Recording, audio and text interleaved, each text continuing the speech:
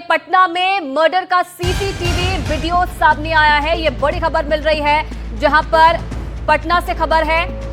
Murder का CCTV video जहां पर सामने आया है और इस वीडियो में जो आरोपी हैं वो भी दिख रहे हैं।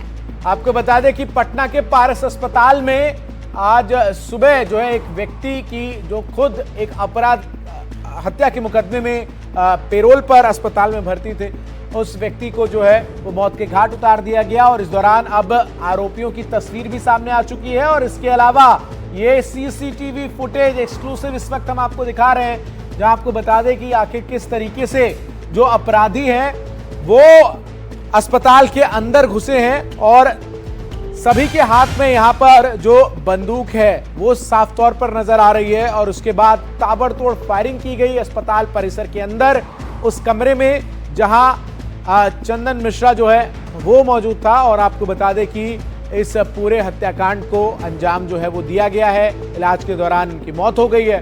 तो पटना में जो पारस अस्पताल में हत्याकांड को अंजाम दिया गया है उसका सीसीटीवी फुटेज भी सामने आया है।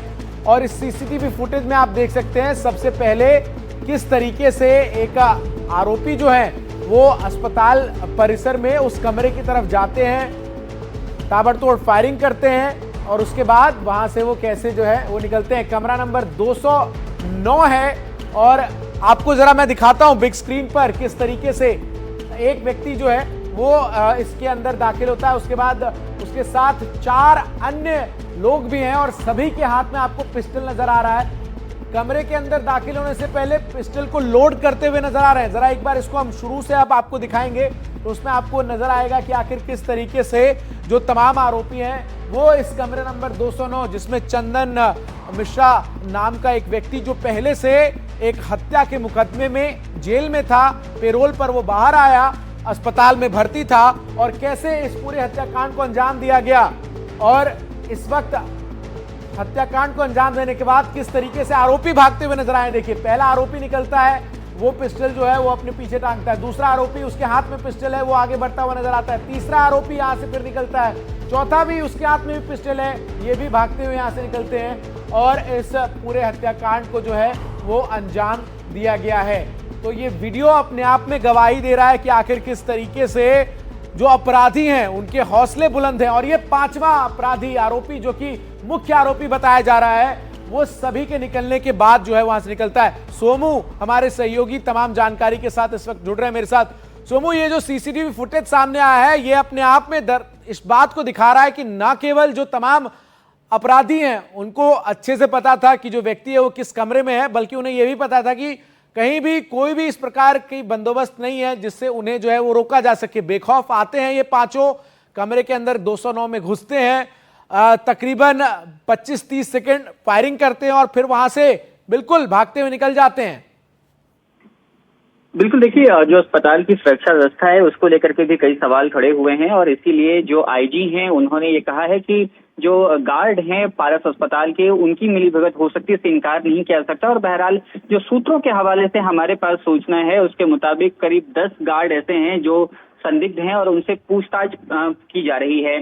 जो चश्मदीद थे उन्होंने भी ये बताया था कि किस तरह से वो बेखौफ होकर के हथियार लहराते हुए अंदर से बाहर निकले थे जब उन्होंने गोलियां बरसाई। उसके बाद तो जगह पे इतनी देर में पारस अस्पताल का जो कोई भी सुरक्षा गार्ड जो है वो इन तक नहीं पहुंच पाया। इतनी आसानी से ये हथियार लेकर के अंदर चले गए। और आमतौर पर होता है कि ऐसे पारस अस्पताल कोई आम अस्पताल नहीं है, पटना के नामी ग्रामी अस्पतालों में से एक है। बड़े बड़े वीवीआईपीज का इसमें इलाज होता है। तो इस अस्पताल में प्राइवेट सिक्योरिटी भी हर फ्लोर पर अमूमन नजर आती है, लेकिन जो इस वक्त सीसीटीवी में दिख रहा है वो इस फ्लोर पर तो कोई सुरक्षा कर्मी जो है वो नजर नहीं आ रहा है। बिल्कुल, आप ठीक कह रहे हैं। और ये ऐसा अस्पताल है जहां पर तमाम बड़े ब्यूरोक्रेट्स, तमाम बड़े नेता और पटना ही नहीं बल्कि बिहार के अलग अलग हिस्सों में अगर कोई बड़ी वारदात होती है, बड़ी घटना होती है तो सबसे पहले लोग पारस अस्पताल पहुंचना चाहते हैं, वहां उनको बेहतर इलाज मिल सकता है, इसकी उनको उम्मीद रहती है। आज भी जब ये घटना हुई है उसके बाद भी हमने देखा है कि किस तरह की सुरक्षा व्यवस्था थी और लोग जो आम लोग जब एंटर करना चाहते हैं अपने परिजनों से मिलने के लिए, तो उनको कितनी सुरक्षा जांच से गुजरना पड़ता है, लेकिन ये अपराधी किस तरह से इतनी आसानी से हथियार के साथ पहुंचे, यही सवाल बना हुआ है। और इसीलिए जो सुरक्षा गार्ड हैं उनकी भूमिका इस पूरे मामले में संदेहास्पद मानी जा रही है, उनसे पूछताछ की जा रही है। सोमू, बने रहिए आप हमारे साथ, क्योंकि इस पूरे वीडियो के सामने आने के बाद इस वक्त जो है वो कई बड़े सवाल खड़े हो रहे हैं। और जो जानकारी आपने दी उसी से जुड़ी एक बड़ी खबर जरा मैं पहले दर्शकों को बता दूं, क्योंकि इस पूरे मामले में अब तमाम सुरक्षाकर्मी जो अस्पताल प्रशासन ने रखे थे उनसे पूछताछ शुरू हो चुकी है। पारस अस्पताल के 10 जो सिक्योरिटी गार्ड्स हैं उनसे पूछताछ हो रही है। हथियार लहराते हुए अस्पताल से हमलावर निकलते हुए नजर आए, जो पिस्टल है उसको लोड करते हुए कमरा नंबर 209 में घुसते हुए नजर आए। सोमू, बड़ा सवाल यही है जिसका आपने जिक्र भी किया कि अपराधी जो हथियार है वो लहराते हुए हॉस्पिटल कॉम्प्लेक्स के अंदर दाखिल होते हैं। उन्हें पहले से पता था कि चंदन मिश्रा किस कमरे में है। कमरे वाले फ्लोर पर जब वो पहुंचते हैं तो पिस्टल बकायदा लोड करते हैं, उसकी तस्वीरें सीसीटीवी में है। और पिस्टल को लोड करने के बाद फायरिंग करते हैं 15-20 सेकेंड। 4 आरोपी जो हैं वो पहले भागते हैं, उसके बाद जो मुख्य साजिश करता है वो उसके भी 5-10 सेकेंड बाद कमरे से निकलता है। पूरी तरीके से वेल प्लान, कोऑर्डिनेटेड, सुनियोजित यह हमला नजर आता है, जो कि बिहार की कानून व्यवस्था पर कई बड़े सवाल तो खड़े कर ही रहा है सोमू। लेकिन अस्पताल प्रशासन पर भी बड़े सवाल खड़े हो रहे हैं कि आखिर सुरक्षा जो अस्पताल रखता है इन तमाम हॉस्पिटल्स में जिसमें वीवीआईपीज आते हैं, वो कहां थी? बिल्कुल, देखिए जिस तरह से सीसीटीवी फुटेज में पूरा घटनाक्रम दिख रहा है उससे ये साफ है कि ये सुनियोजित घटना है। और जिस तरह से अंजाम दिया गया है उन्हें बिल्कुल खौफ नहीं था कि कोई भी उनको पकड़ सकता है। देखिए दूसरे माले पर, दूसरे तल्ले पर जो है ये कमरा नंबर 209 है और वहां तक अपराधी पहुंचे हैं और उसके बाद वहां से नीचे उतर के भागे हैं।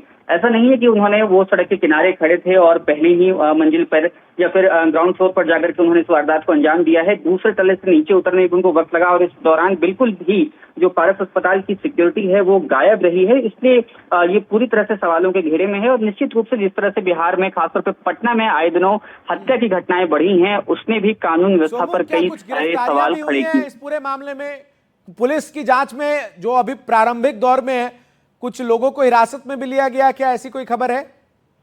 देखिए पूछताछ की जा रही है। फिलहाल किसी की भी गिरफ्तारी की सूचना नहीं है। जो सीसीटीवी फुटेज मिला है उसके आधार पे इन आरोपियों की पहचान की जा रही है। बक्सर की जो स्थानीय पुलिस है उससे भी पटना पुलिस ने संपर्क साधा है और यह पता करने की कोशिश की जा रही है कि आखिर किन गैंग से चंदन की अदावत थी और उसमें कौन कौन से ऐसे लोग थे जो चंदन की हत्या के बारे में प्लानिंग कर रहे थे। इन सब की जानकारी जो है बक्सर से भी ली जा रही है और उसके बाद इन आरोपियों की भी तलाश पुलिस कर रही है। सोमू, जब आप ये कह रहे हैं कि ये जो 5 व्यक्ति हैं जो हमलावर हैं किसी गैंग के सदस्य हैं, तो क्या ये कोई गैंग वॉर की घटना है? क्योंकि जो व्यक्ति जिसकी हत्या की गई है वो पहले से हत्या के मुकदमे में जेल की सजा काट रहा था। बिल्कुल, देखिए पुलिस ने जो प्रथम दृष्टया बताया है वो पुलिस को इस बात की आशंका है कि ये गैंगवार हो सकता है। और इसी में क्योंकि चंदन मिश्रा और शेरू गैंग जो है वो बक्सर में काफी एक्टिव थे और इनमें से कुछ लोग ऐसा बताया जा रहा है कि वो शेरू गैंग से जुड़े हुए हैं। हालांकि आधिकारिक रूप से इसकी पुष्टि होनी बाकी है, लेकिन जो खबरें आ रही हैं वो ये बता रही हैं कि फिलहाल ये पूरा मामला जो है वो गैंगवार का है।